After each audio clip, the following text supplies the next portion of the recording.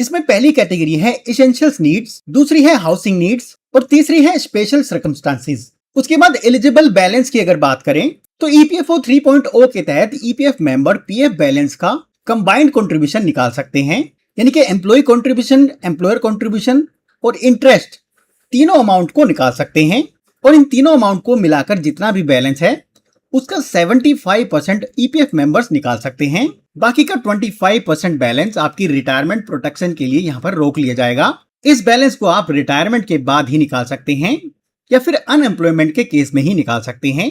EPFO 3.0 के तहत auto settlement claim की लिमिट 5 लाख रुपए कर दी गई है और इन नए नियमों के अनुसार ईपीएफओ 3.0 के तहत आप अपने पीएफ अकाउंट से पैसा यूपीआई और एटीएम की सहायता से आसानी से निकाल सकते हैं। और यहाँ पर सबसे अच्छी बात यह है कि यहाँ पर ज्यादातर क्लेम्स आधार ओटीपी की सहायता से प्रोसेस किए जाते हैं, जिसमें एम्प्लॉयर की डिपेंडेंसी यहाँ पर बिल्कुल ही कम कर दी गई है।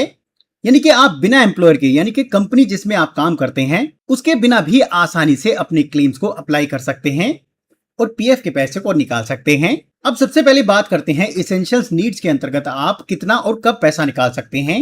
एसेंशियल्स नीड्स में आप पर्पस की अगर बात करें तो मेडिकल ट्रीटमेंट के लिए, मैरिज के लिए, हायर एजुकेशन के लिए, डिसेबिलिटी या फिर मेडिकल इमरजेंसी के लिए या फिर फैमिली नीड्स के लिए आप पैसा निकाल सकते हैं। एलिजिबिलिटी की अगर बात करें तो मेडिकल ट्रीटमेंट के लिए यहाँ पर कोई भी मिनिमम सर्विस रिक्वायर्ड नहीं है। मैरिज के लिए मिनिमम 12 महीने की सर्विस आपकी होनी चाहिए। हायर एजुकेशन के लिए भी 12 महीने की सर्विस होनी चाहिए।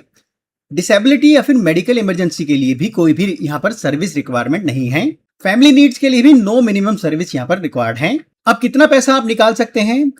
आप अपने एलिजिबल पीएफ बैलेंस का 75% निकाल सकते हैं। एलिजिबल पीएफ बैलेंस का मतलब है employ contribution plus employer contribution plus interest. इन तीनों को मिलाकर जितना भी बैलेंस है उसका 75% आप निकाल सकते हैं। बाकी फ्रीक्वेंसी अगर की पॉइंट्स की अगर बात करें तो यहाँ पर आप वीडियो को पॉज कर पढ़ सकते हैं। उसके बाद हाउसिंग नीड्स के अंतर्गत आप किस पर्पज से पैसा निकाल सकते हैं। हाउसिंग नीड्स के अंतर्गत आप परचेज ऑफ प्लॉट, यानी कि अगर आप प्लॉट खरीद रहे हैं, purchase oblique construction of house, यानी कि आप घर खरीद रहे हैं या फिर कंस्ट्रक्शन करा रहे हैं, होम लोन रीपेमेंट, अगर आपने होम लोन लिया है उसकी रीपेमेंट आप कर रहे हैं, अगर आप हाउस रिनोवेशन कर रहे हैं या फिर उसमें कुछ अल्टरेशन करा रहे हैं, prepayment oblique closure of home loan, अगर आप होम लोन का क्लोजर करा रहे हैं या फिर प्री पेमेंट करा रहे हैं तो आप हाउसिंग नीड्स के अंतर्गत अपने पीएफ अकाउंट से पैसा निकाल सकते हैं। एलिजिबिलिटी या फिर सर्विस रिक्वायरमेंट की अगर बात करें तो यहाँ पर मैक्सिमम केसेस में 12 महीने की कंटिन्यूअस सर्विस होना जरूरी है। केवल हाउस रिनोवेशन, एडिशंस, अल्टरेशंस, इसके लिए आपको केवल 5 साल की कंटिन्यूअस सर्विस रिक्वायर्ड है।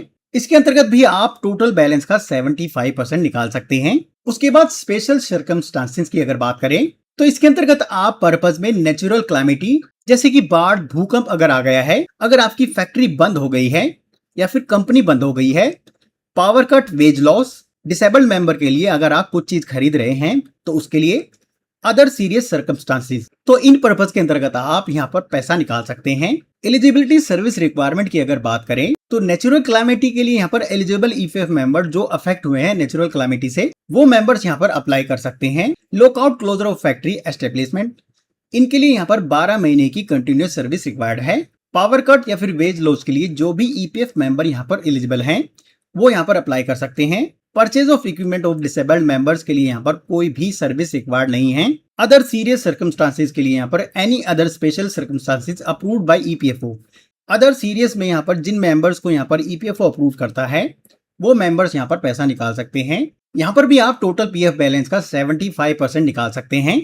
अब बात करते हैं कि अनएम्प्लॉयमेंट के केस में आप कब और कितना पैसा निकाल सकते हैं, यानी कि नौकरी छोड़ने के बाद आप कितना पैसा निकाल सकते हैं। नौकरी छोड़ने के बाद अगर ईपीएफ कंट्रीब्यूशन की बात करें तो 75% पैसा आप इमीडिएटली निकाल सकते हैं और बाकी का 25% आप 12 महीनों के बाद ही निकाल सकते हैं।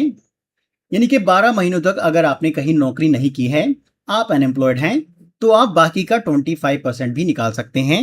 उसके बाद अगर ईपीएस यानी कि पेंशन कंट्रीब्यूशन की अगर बात करें तो यहाँ पर वेटिंग पीरियड 36 मंथ का है। यानी कि अगर आप नौकरी छोड़ चुके हैं और आपने 36 मंथ तक कहीं भी नौकरी नहीं की है, आप अनएम्प्लॉयड हैं, तो आप पेंशन कंट्रीब्यूशन के पैसे को भी निकाल सकते हैं। पेंशन कंट्रीब्यूशन आपको 100% नहीं मिलेगा, ये आपको टेबल डी के तहत यहाँ पर कैलकुलेट कर जो भी अमाउंट आती है वो अमाउंट आपको पे की जाएगी। और पेंशन का पैसा आप तभी निकाल सकते हैं अगर आपका टोटल सर्विस पीरियड 10 साल से कम है। अगर आपका टोटल सर्विस पीरियड 10 साल से ज्यादा है तो आप पेंशन कंट्रीब्यूशन को नहीं निकाल सकते हैं।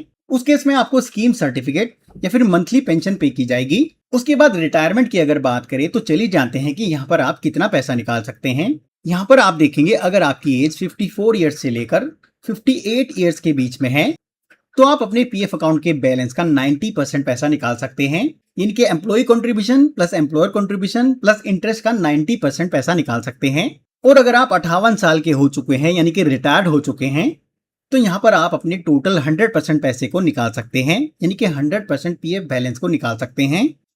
परमानेंट डिसेबिलिटी के लिए यहाँ पर आप 100% पीएफ बैलेंस निकाल सकते हैं। इसके लिए यहाँ पर नो मिनिमम सर्विस रिक्वायर्ड है। अब जो लोग इंडिया से छोड़कर बाहर रहने जा रहे हैं या फिर जिनकी डेथ हो चुकी है वो ईपीएफ मेंबर भी अपने पीएफ अकाउंट के बैलेंस का 100% पीएफ निकाल सकते हैं। यहाँ पर डेथ के केस में नॉमिनी को यहाँ पर क्लेम अप्लाई करना होगा। इन दोनों केसेस में क्या डॉक्यूमेंट रिक्वायर्ड है आप स्क्रीन पर देख सकते हैं और वीडियो को पॉज कर इसे नोट डाउन कर सकते हैं। अब बात करते हैं ईपीएफओ 3.0 के तहत आप पीएफ अकाउंट से यूपीआई के माध्यम से पैसा कैसे निकाल सकते हैं। जैसे कि आप जानते हैं कि 4 दिनों से ईपीएफओ पोर्टल और उमंग ऐप यहाँ पर बंद है। किसी भी तरह की सर्विस वहां पर चालू नहीं है क्योंकि उमंग ऐप और ईपीएफओ पोर्टल पर यहाँ पर माइग्रेशन किया जा रहा है, यानी कि नए सॉफ्टवेयर को अपडेट किया जा रहा है। और एक्सपर्ट्स का कहना है कि कुछ इस तरीके से आप अपने पीएफ अकाउंट से यूपीआई के माध्यम से पैसा निकाल पाएंगे, जिसका प्रोसेस फ्लो चार्ट आप स्क्रीन पर देख सकते हैं। आपको सिंपली ईपीएफओ पोर्टल या फिर उमंग ऐप पर लॉगिन करना है, अपने क्लेम को यहाँ पर सेलेक्ट करना है। उसके बाद अगर कोई डॉक्यूमेंट मांगा जाएगा तो उसे अपलोड करना है, आधार ओटीपी ऑथेंटिकेशन करना है। उसके बाद आपका क्लेम यहाँ पर ऑटो वेरिफिकेशन किया जाएगा और अप्रूव किया जाएगा। अप्रूवल के बाद यूपीआई मैंडेट कंफर्मेशन आपको करनी है और यूपीआई ऐप पर आपको उसकी ऑथराइजेशन ऑन करनी है। ये करते ही आपके पीएफ अकाउंट से पैसा सीधे आपके बैंक अकाउंट में इंस्टेंटली ट्रांसफर कर दिया जाएगा। तो दोस्तों आई होप वीडियो को देखकर आपको ईपीएफओ 3.0 के तहत पीएफ विड्रॉवल के सारे नियम समझ आ चुके हैं।